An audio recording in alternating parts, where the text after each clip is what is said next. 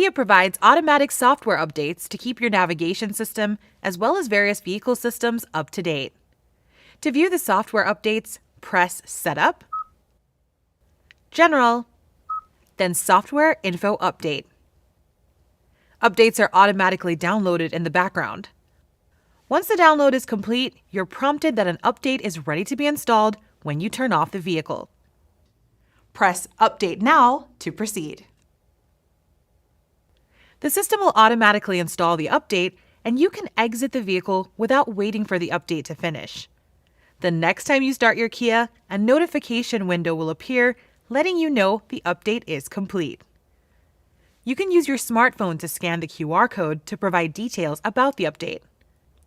Press System Info, then What's New to see the latest infotainment system and vehicle system update information.